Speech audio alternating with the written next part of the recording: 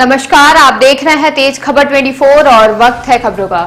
मध्य प्रदेश में सीटू का 14वां राज्य सम्मेलन 1 से 3 नवंबर तक होने जा रहा है। इसी अवसर पर आज पहले दिन नगर के बैंकेट भवन के समीप सीटू की आम सभा का आयोजन किया गया।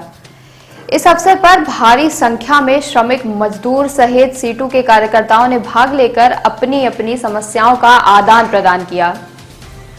सभा के दौरान सीटू के पदाधिकारियों ने सरकार पर तंज कसते हुए कहा कि आज देश के जो हालात हैं उसमें केवल नफरत की राजनीति की जा रही है।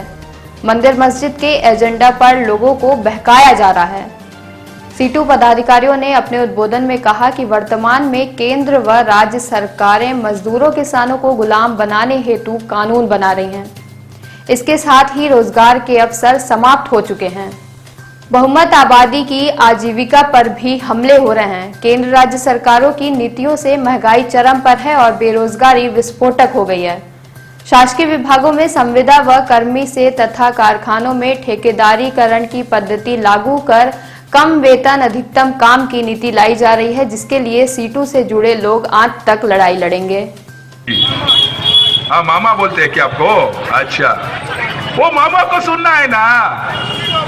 हाँ, हम जब भी दिल्ली में ऑफिस से मेट्रो को चढ़ने के लिए जाते हैं ना, पूरा मेट्रो स्टेशन में आपका कब्र है।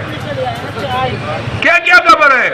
देखो, हम चीता ला के जंगल में छोड़ दिया मध्य प्रदेश में।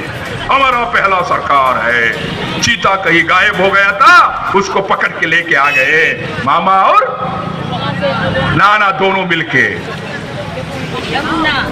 हम ये बोल सकते हैं उनको ये मन से, आप चीता को पकड़ के आपकी जंगल में छोड़ सकते हो, मगर हमारी हक को छीन के जारी नहीं कर सकते हो। ये हमारा आपके सवाल है कि इस देश की पूरी मजदूर की यूनियन जो भी हो अब इकट्ठा हो गए। हम ये सवाल कर देते हैं उनके ऊपर, उनके सामने रख लेते हैं। 3 साल से हम उसको जारी करने नहीं दिया है, आगे भी जारी नहीं करने देंगे। ये हमारा सवाल है आपके सामने। इसीलिए अभी जनवरी 30 तारीख को इस देश की पूरा का पूरा सभी केंद्रीय कार्मिक संगठन का एक राष्ट्रीय हंत का एक ज्वाइंट कन्वेंशन होगा। उसके साथ ही साथ सितंबर 5 तारीख को दिल्ली में तलकोतरा स्टेडियम में किसान मजदूर और खेत मजदूर का एक राष्ट्रीय सम्मेलन रखा था समावेश। हमने बुलाया था 3000 रैली और सभा की गई। क्या देखिए, हमारा राज्य का सम्मेलन 14वां राज्य सम्मेलन हर 3 साल में एक बार होता है, वो आज से शुरू हुआ है। तो आज जो है यहाँ इस इलाके में जो हमारा CITU का संघर्ष है, और CITU संघर्ष के रास्ते का ही संगठन है, एकता और संघर्ष हमारा नारा है। तो यहाँ जो हमारे 4 साल से जो संघर्ष हुए हैं, उन संघर्षशील साथियों ने इस इलाके में अपनी एक रैली निकाली।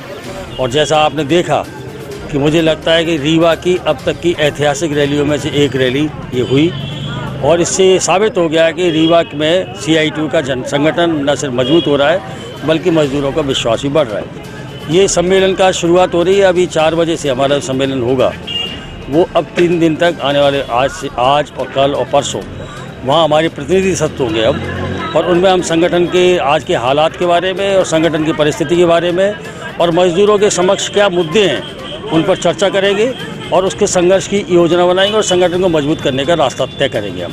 और उसके आखिरी में 3 तारीख को आखिरी सत्र में आने वाले 3 वर्ष के लिए नए राज्य नेतृत्व का निर्वाचन करेंगे। तो ये सम्मेलन की शुरुआत के लिए एक ऐतिहासिक रैली करके आगाज़ किया है हमने उस सम्मेलन को करने का।